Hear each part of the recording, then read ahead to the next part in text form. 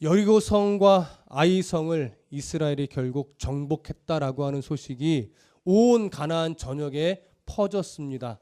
많은 가나안 원주민들이 그 소식을 듣고 두려워 떨었고 가나안의 전반적인 분위기는 어떻게 해서든지 연합해서라도 이스라엘과 대적하자, 그런 분위기로 흘러가고 있었습니다. 그 와중에 가나안, 말하자면 남부 쪽에 해당하는 이 기브온 주민들이 꽤 큰 도성이고 군사적으로도 꽤 강한 도성이었습니다. 그 기브온이 주변에 두세 개 작은 성읍들과 함께 대적하는 자리에 가 있지 않고 거짓 속임수를 써서라도 이스라엘과 화친하여 평화 조약을 맺는 것으로 그들은 선택을 했고, 그 하나님이 두려워 그 하나님 앞에 결국은 나아가서 거짓이지만 화친을 맺었고 그들은 살 수 있었습니다. 그런데 이 기브온이 화친하여 이스라엘과 말하자면 한편이 되었다라고 하는 소식까지도 가나안 전역에 펼쳐갔던 겁니다. 그랬더니 누가 가장 먼저 반응이 오기 시작했냐면 예루살렘 왕 아도니세덱이 먼저 반응이 온 겁니다. 왜냐하면 아도니세덱은 예루살렘의 왕으로서 이 기브온 성읍과 그리 멀리 떨어져 있지 않고, 이 기브온 성읍은 가나안 남쪽 지경에 속해 있기 때문에 그렇습니다. 그래서 기브온이 이스라엘과 한패가 됐으니 어쩌면 이제 남쪽을 먼저 공격할지 모르겠다, 그 첫 대상이 우리가 아닐까, 아마도 이런 생각을 갖게 되었을 것 같습니다.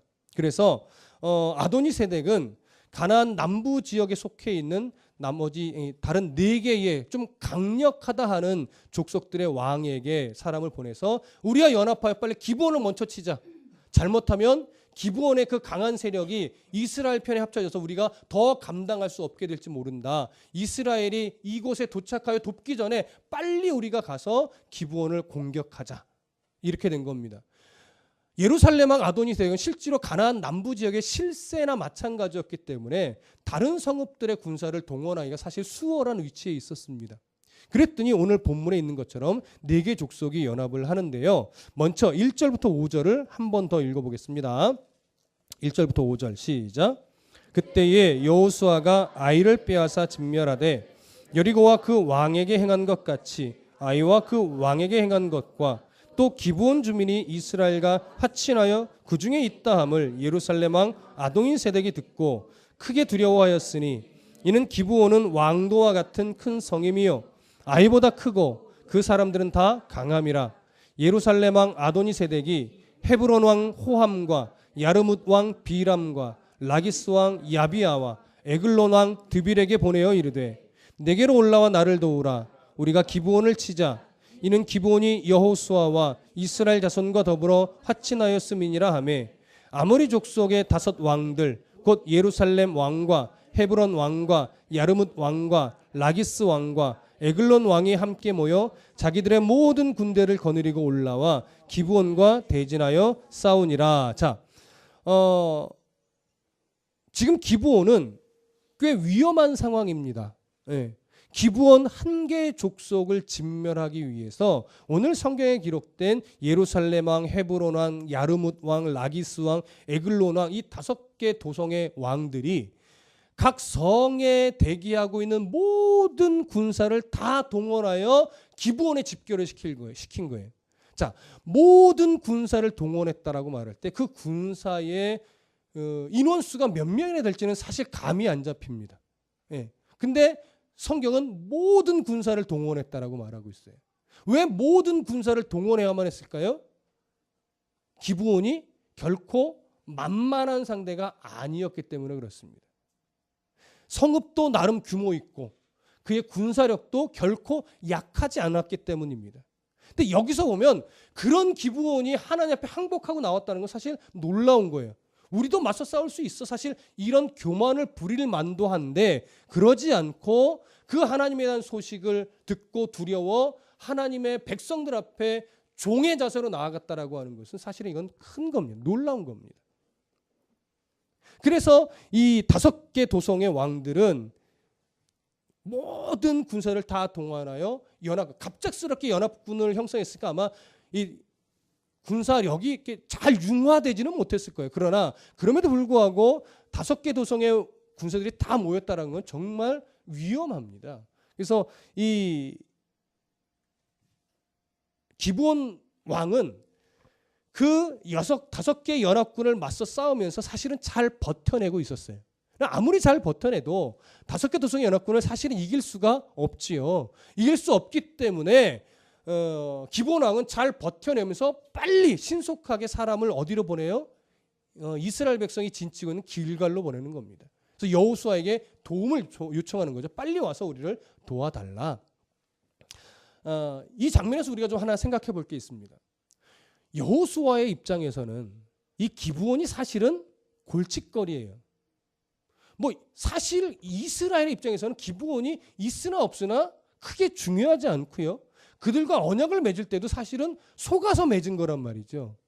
그런데 그 기브온에 지금 가나안의 족속들이 사실 한 성 없이 정복해 나가야 하는데 그런 상황인데 갑자기 5개 도성이 연합하여 그들을 공격하고 있고 지금 빨리 가서 이들과 대신 싸워줘야 되니 여호수아의 입장이 지금 좀 난처합니다.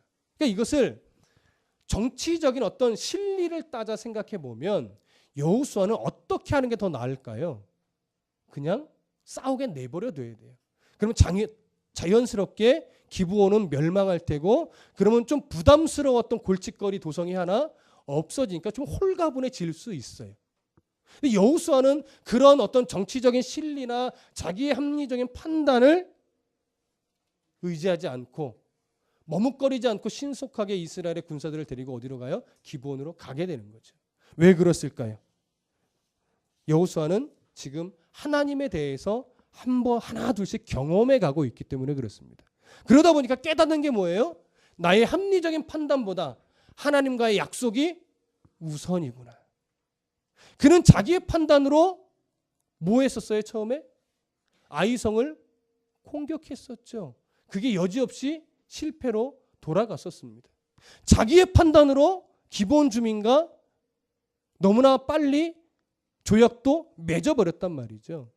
그 2번의 실수의 과정을 통해서 내 판단이 아무리 좋아 보여도 하나님과의 약속과 하나님의 명령보다 앞설 수는 없구나. 그걸 깨달았기 때문에 정치적인 실리로 따지면 그냥 내버려 두는 게 옳을 수 있으나 여호수아는 그 자기의 판단을 따르지 않고 하나님과 맺었던 약속을 따라서 신속하게 이스라엘의 군사들을 데리고 가게 된 겁니다. 자, 10절 어디를 조금 더 보시냐면 6절부터 9절까지 좀 읽어보겠습니다. 6절부터 9절까지 함께 읽습니다. 시작. 사람들이 길갈 진영에 사람을 보내어 여호수아에게 전하되 당신의 종들 돕기를 더디게 하지 마시고 속히 우리에게 올라와 우리를 구하소서.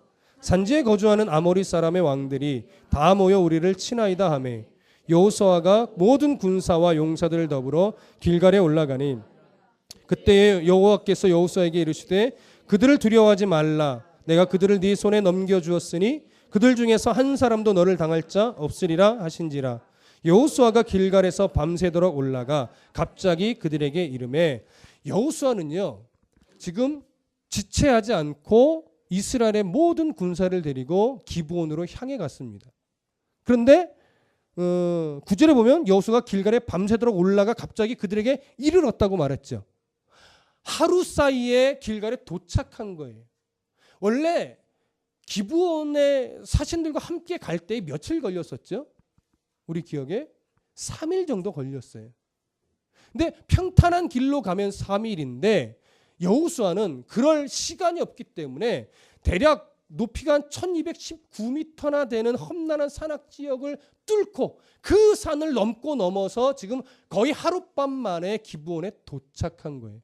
얼마나 군사들을 열심히 이동시켰는지 이 가나안 남부 지역의 5개 연합군들이 전혀 예측하지 못할 때 갑작스럽게 도착하여 기습 공격을 할 수 있게 되었던 거죠. 여기서 우리는 하나님 생각할 게 있습니다. 뭐냐면 하나님이 이스라엘을 사용하시는 방법은요. 승리는 분명 하나님이 주십니다. 그런데 누구의 열심을 사용해요? 이스라엘의 열심을 사용합니다. 하나님이 기적과 같은 방법으로 이스라엘에게 늘 승리를 주시는 분이긴 하나 그렇다고 해서 이스라엘이 관망하게 놔두시지 않는 거예요. 성실하게 최선을 다해서 승리 주실 하나님을 믿고 그들이 해야 될 일을 최선을 다하게 만드셔서 하나님이 그 열심을 사용하여 결국은 승리를 주시는 겁니다. 이게 바로 하나님의 원하시는 방법입니다. 하나님 분명 친히 싸우십니다. 그러나 우리들의 최선을 원하십니다. 작고 연약하고 실수투성이인 우리들의 최선을 통해서 하나님이 일하시기를 원하시는 거죠. 그게 하나님의 방법입니다. 잘해라가 아니에요. 맡겨진 달란트를 많이 남겨라가 아니에요. 쓰라는 겁니다. 최선을 다해 쓰라는 겁니다. 잃어버릴 거, 손해볼 거 걱정하지 말고 너에게 맡겨진 달란트에 최선을 다하면 결과는 누가?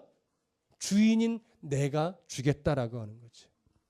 이게 바로 하나님의 방법입니다. 그래서 그리스도인들은요 주저앉아 있으면 안 되고, 그래서 그리스도인들은 게으르면 안 되고, 그래서 그리스도인들은 탐심에 빠져서 자기 판단만 가지고 세상을 살아서는 안 됩니다. 분명히 생각하고 판단하고 결정하며 진취적으로 달려가야 됩니다.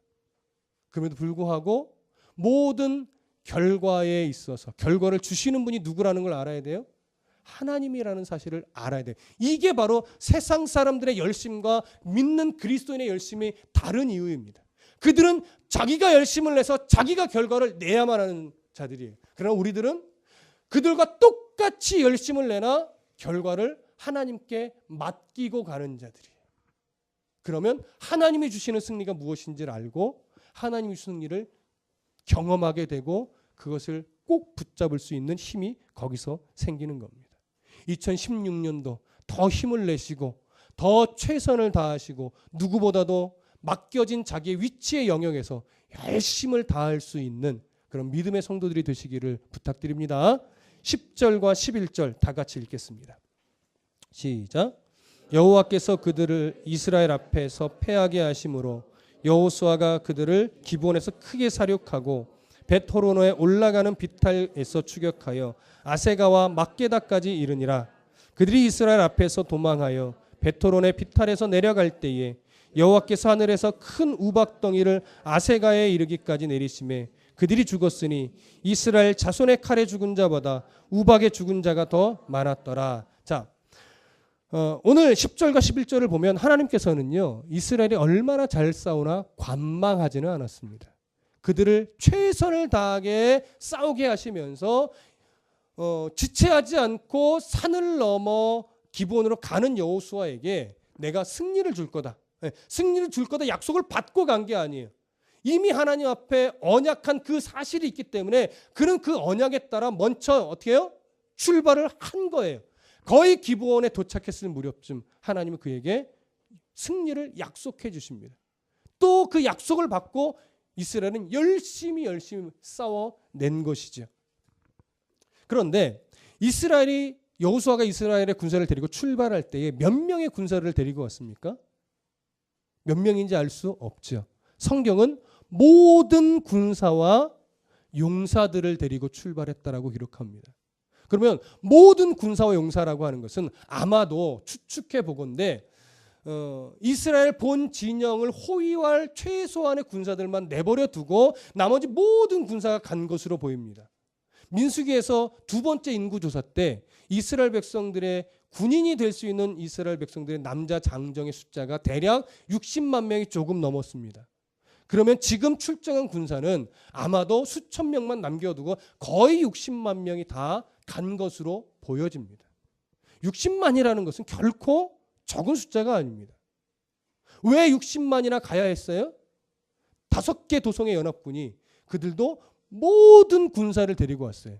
그렇다면 우리가 생각해 보건대 그 연합군의 병력도 최소한 거의 60만에 가깝거나 아니면 60만이 훨씬 넘을 수도 있다는 얘기예요. 그러니 기브온 한 도성이 그걸 견디어내고 있다는 하는 것은요. 기브온도 정말 군사력에 있어서 만만치 않다는 얘기예요. 근데 그러나 이길 수는 없는, 그러나 한동안 이스라엘이 올 때까지는 견딜 수 있는 전력을 가지고 있었다는 얘기죠. 그렇게 해서 오늘 본문에 보니까 자, 어디를 보시냐면 11절을 한 번 더 다 같이 읽어볼게요. 11절 시작. 그들이 이스라엘 앞에서 도망하여 베토론의 비탈에서 내려갈 때에 여호와께서 하늘에서 큰 우박덩이를 아세가에 이르기까지 내리심에 그들이 죽었으니 이스라엘 자손의 칼에 죽은 자보다 우박에 죽은 자가 더 많았더라. 이스라엘이 최선을 다해서 싸웠어요. 그런데 그 이스라엘의 60만이 가까이 되는 것으로 추정되는 그 군사들의 칼에 의해 죽은 숫자보다 뭐에 죽은 숫자가 더 많대요? 하나님이 심판을 내리신 큰 우박, 원문으로 따면 거의 큰 돌덩어리에 해당된다는 의미입니다. 거의 큰 돌덩어리에 해당되는 그런 우박의 죽은 자가 더 많대요. 이 구절을 잘 생각해 보세요. 이스라엘 군사들이 연합군과 싸워서 칼로 많이 죽였을 거란 말이에요. 하나님이 승리를 주셔서 그냥 배면 다 죽었을 거예요. 영화처럼. 정말 꼭 그렇다는 건 아니지만, 근데 그 칼에 죽은 자보다 우박에 죽은 자가 많다는 얘기는 잘 생각해 보시면 연합군의 전력이, 군사력이, 병력 숫자가 어떻다는 얘기입니까? 훨씬 많다라고 하는 거예요. 60만이 훨씬 많아요. 그러니 칼에 죽은 자보다 우박에 죽은 자가 더 많아요. 얼마나 잘 싸우는지 그냥 배면 죽는데 딱 보니까 아무래도 이길 수 없어. 그러니까 수많은 연합군이 죽었는데 나머지가 도망가요. 도망가는 자들이 우박에 죽었는데 칼에 죽은 자보다 더 많아. 개인적으로 생각해 본데 그냥 최소한 60만은 칼에 죽고 한 100만 정도는 우박에 죽지 않았을까, 예를 들어. 그런 식의 이해라고 하는 거죠. 그러니까 전력으로만 따지면 이스라엘도 이기기 어려워요. 근데 그들은 그러니까 여호수아가 주저할 만하지요. 5개 연합군인데, 그런데 주저하지 않은 것은 그 앞에 2번의 경험이 있기 때문에 그렇습니다. 그래서 여러분, 신앙에 인생을 살면서 신앙의 굴곡진 흔적들이 결코 나쁜 게 아닙니다, 여러분. 그리스도인의 인생은요, 정말 내게는 이런 일이 안 있었으면 좋겠다. 나는 저런 어려움은 없으면 좋겠다. 이러면 좋지만 그런 일이 생깁니다. 정말 어려워. 내 인생에 정말 설사 저런 일이 내 인생에 생길까? 생기죠. 근데 그게 그런 일이 닥칠 때 힘들고 어렵고 정말 견디기 너무너무 버거운 일들이 많이 있지만 그리스도인에게는요, 그게 분명 똑같이 힘들고 어렵지만 나쁜 건 아닙니다. 왜요? 그런 흔적들이 하나님을 경험하게 만드는 도구가 되며 그 경험들이 쌓여서 정말로 하나님을 온전히 신뢰할 수 있는 힘이 되고, 그게 힘이 되니까 어느 순간부터는 웬만한 일에 요동하지 않는 참 안정감 있는 성도가 되더라는 거죠. 그래서 종종 청년들의 신앙을 아직 안 믿는다는 게 그거예요. 아직 굴곡이 없어요. 굴곡의 흔적이 있어야 돼요. 우리 송구영신 예배 때도 말씀드렸지만 하나님의 말씀을 듣고 말씀으로 아멘으로 화답한 성도들의 그 믿음은요, 고난이라는 도장이 찍힐 때 비로소 그것이 자기 믿음이 되는 겁니다. 그것이 내 믿음으로 가슴에 새겨지는 생활의 삶의 어떤 흔적이 필요하다고요. 힘든 과정들이 필요하다고요.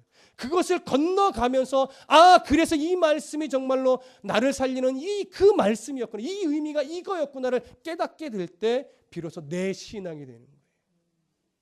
그래서 고난을 두려워하지 마십시오. 어려움을 무서워하지 마십시오.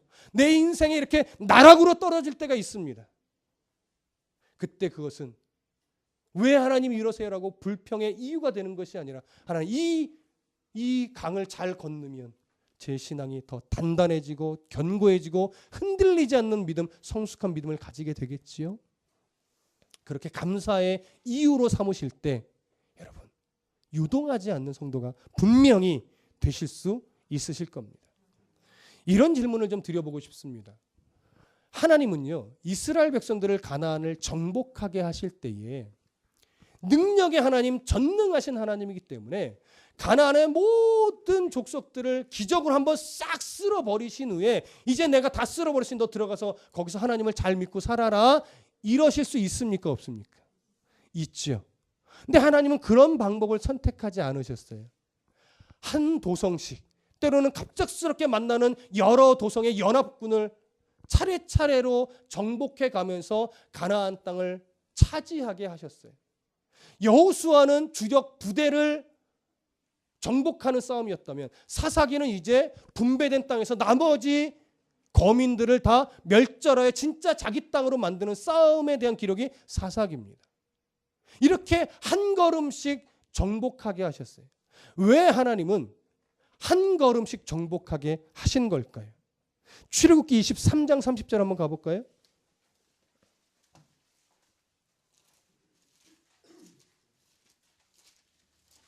출애굽기 23장 30절.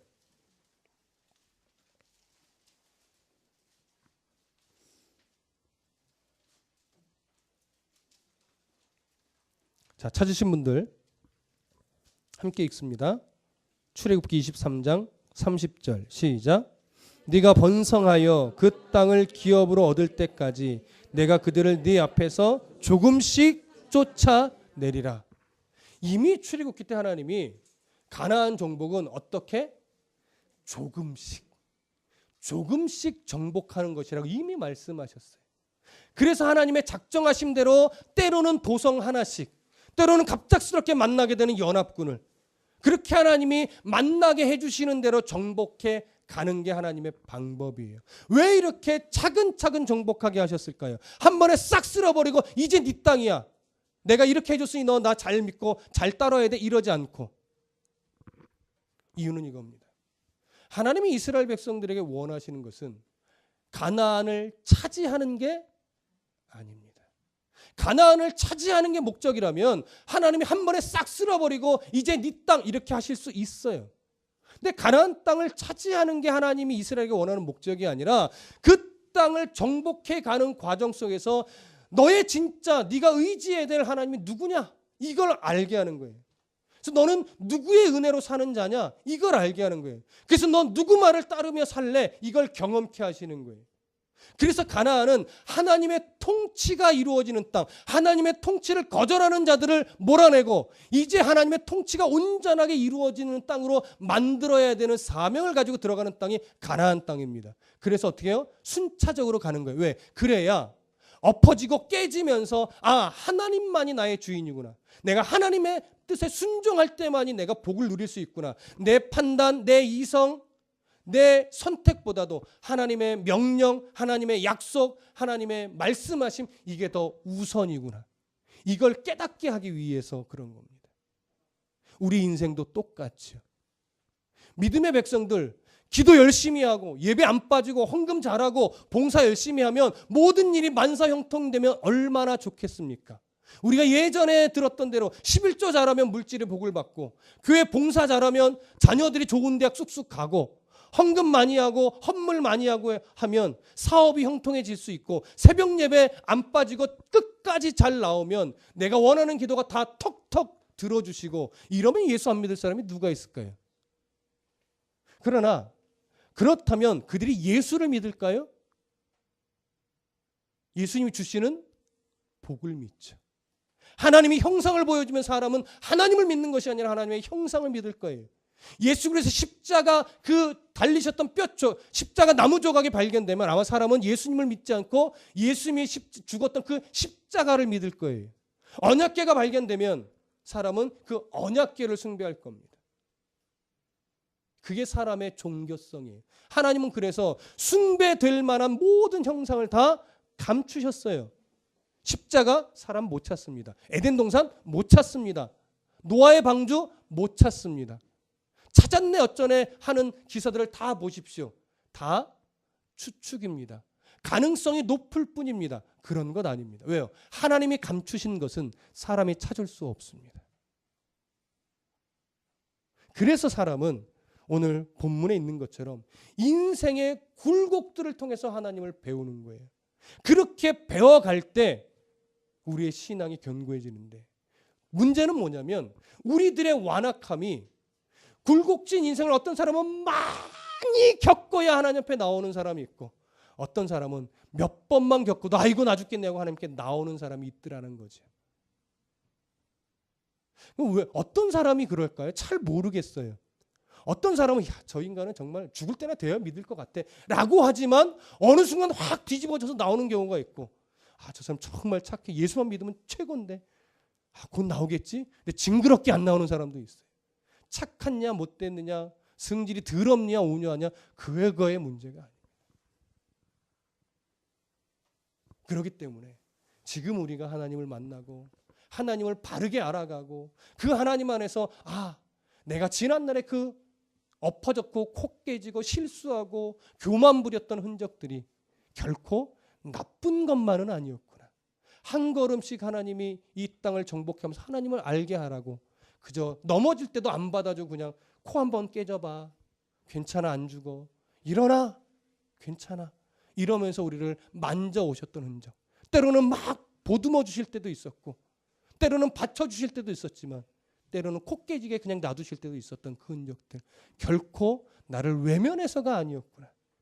한 걸음씩 정복해가는 과정 속에서 하나님을 만나고 경험하라는 정말 하나님의 깊고 넓으신 그런 은혜였구나. 우리는 그걸 발견합니다. 그런 하나님을 꼭 만나십시오. 특히 청년들이요. 그런 하나님을 인생 가운데 꼭 만나십시오. 여러분들의 지금 하나님 앞에 갖고 있는 열심이 기초가 되어서 한번 훅 넘어질 때 이거였구나 하고 알게 될 때가 올 겁니다. 어리석은 사람은 넘어질 때 아닌가벼 하고 더 멀리 가는 사람도 있지만 은혜의 백성은 넘어질 때 이거였구나 그때 성경 공부하면서 배웠던 그 말씀이 이거였구나를 빨리 깨달아서 멀리 돌아가지 않고 살짝 돌아서 하나님 앞에 금방 올 때에 정말로 지혜로운 청년이고 일찍 하나님 앞에 쓰임받는 청년들이 되는 겁니다. 그런 청년이 되셨으면 좋겠습니다. 우리가 주목해보고 싶은 것 하나 더 있습니다. 이 과정들을 바라보고 있는 기브온 주민의 시각입니다. 그들이 여호수아에게 도움을 요청했을 때 지체하지 않고 하루 만에 와서 그 이스라엘 기브온을 돕는 여호수아와 그 군사들을 바라볼 때 기브온 주민들이 무슨 생각을 했을까요? 또 하나님의 기적적인 역사로 말미암아 우박이 떨어져서 그 수많은 군대들을 초토화시키는 그 장면을 바라보면서 기브온 주민들은 무슨 생각을 했을까요?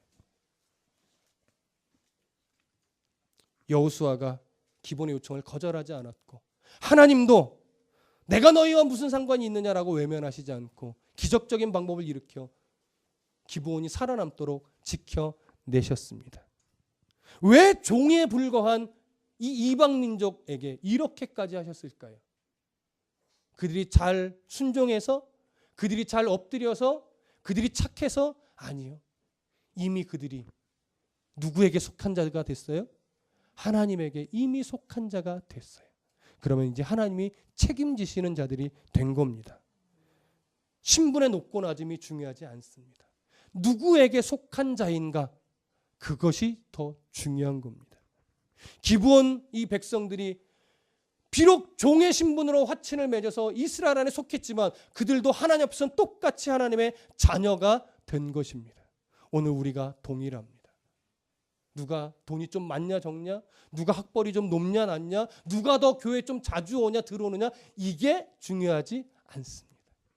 이미 저와 여러분들은 부족하고 연약하고 실수투성이이지만 하나님께 속해 있는 자들입니다. 여러분, 내가 한두 번 예배로 그럴 수 있을까? 아니요. 예배하고 있다라고 하는 것, 내가 하나님을 부정하지 않고 있다라고 하는 것, 그거 쉬운 일 아닙니다. 그런데 하나님 앞에 나와 예배하고 찬송하고 기도하는 그 자리에 있다라고 하는 것은 뭐냐면 바로 하나님께 속해 있다. 나는 아직 못 느낄 수 있으나 하나님은 이미 나를 하나님의 백성으로 인정하고 계시다라고 하는 거죠. 그렇다면 우리 인생은 이제 누가 책임져요? 하나님이 책임져요. 코 깨진다고 불평하지 마십시오. 앞으로 넘어졌는데 왜 뒤통수가 깨져야 하나님 하고 원망하지 마십시오. 이유가 있습니다. 하나님을 바라보시고 기브온을 지키신 하나님, 내 삶도 지키실 것을 내가 믿습니다. 신뢰함으로 한 걸음씩 나아가는 그런 성도가 되시기를 소원합니다. 기도하겠습니다.